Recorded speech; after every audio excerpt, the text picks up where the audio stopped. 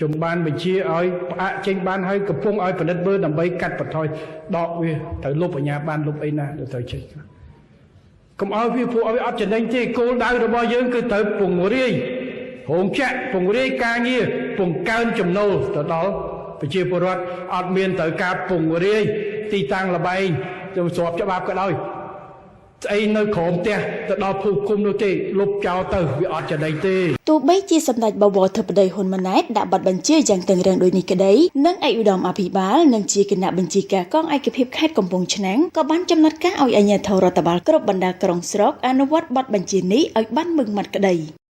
ប៉ុន្តែដោយឡែកអាជ្ញាធររដ្ឋបាលក្រុងកំពង់ឆ្នាំងហាក់យកបទបញ្ជានិងចំណាត់ការនេះទៅជីកកប់ដីយ៉ាងជ្រៅតាមរយៈបណ្ដោយឲ្យមានល្បែងស៊ីសងនិងល្បែងភ្នាល់តាមអនឡាញនេះកើតមានជាច្រើនកន្លែងនៅក្នុងភូមិសាស្ត្រក្រុងកំពង់ឆ្នាំងជាក់ស្ដែងដូចជាទីតាំងល្បែងជូនមាន់តាមអនឡាញពីរកន្លែងស្ថិតនៅចំណុចដីថ្មីចុងកោះស្ថិតនៅភូមិទី7សង្កាត់ខ្សាមក្រុងកំពង់ឆ្នាំងខេត្តកំពង់ឆ្នាំងបានបើកលេងយ៉ាងកុះក្លឿនតាំងពីម៉ោង8ព្រឹករហូតដល់ល្ងាចជារៀងរាល់ថ្ងៃទីតាំងទាំងពីរខាងលើនេះមួយកន្លែងស្ថិតនៅម្ដុំកំពង់ផែត្រីចូលពីផ្លូវបេតុងធំមាត់ទន្លេចំណែកទីតាំងទី2គឺស្ថិតនៅខាងលិចទីតាំងទី1តាមផ្លូវបេតុងធំមាត់ទន្លេទៅខាងលិចល្បែងជល់មាន់តាមអនឡាញទាំងពីរទីតាំងនេះគឺបង្កប់ក្នុងហាងកាហ្វេគុយទាវដែលមានជនជាតិវៀតណាមជាម្ចាស់ហើយល្បែងនេះបានតាក់ទាញជនញៀនល្បែងជាច្រើនអ្នកផងដែរក្នុងមួយថ្ងៃមិនខ្វល់នឹងបទបញ្ជារបស់ប្រមុខរាជរដ្ឋាភិបាលឬគោលនយោបាយភូមិឃុំមានសុវត្ថិភាពនោះទេផ្ទុយទៅវិញម្ចាស់ហាងទាំងពីរនេះបានមានអំណួតថា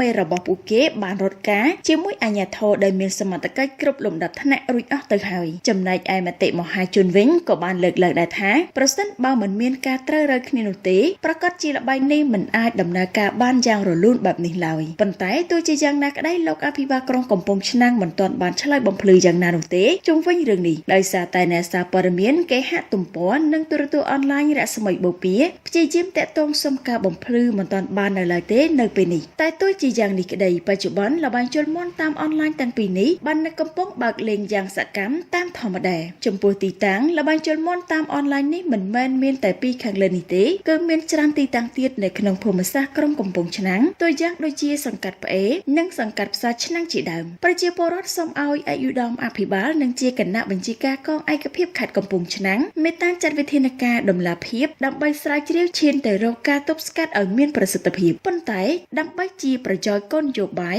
ភូមិឃុំមានសុវត្ថិភាពនិងស្របតាមបទបញ្ជារបស់ប្រមុខរាជរដ្ឋាភិបាលសម្ដេចបវរធិបតីហ៊ុនម៉ាណែតដែលសម្ដេចសុកចិត្តខាថវិកាចូលរដ្ឋដែលបញ្ជាឲ្យលុបអាជ្ញាប័ណ្ណល្បែងស៊ីសងនិងល្បែងភ្នាល់គ្រប់ប្រភេទទាំងនេះចោលដោយសម្ដេចមានប្រសាសន៍ថាវាគ្មានចំណេញអ្វីដល់រដ្ឋនោះទេវានាំតែឲ្យប្រជាពលរដ្ឋមួយចំនួនឆ្លុះវង្វេងខាតបង់លុយកាក់ទ្រព្យសម្បត្តិតែប៉ុណ្ណោះផ្ទុយទៅវិញការតាក់ទាញវិនិយោគទុនរោងចក្រសហគ្រាសឯណោះទេដែលចំណេញប្រកបដល់រដ្ឋនិងប្រជាជននោះ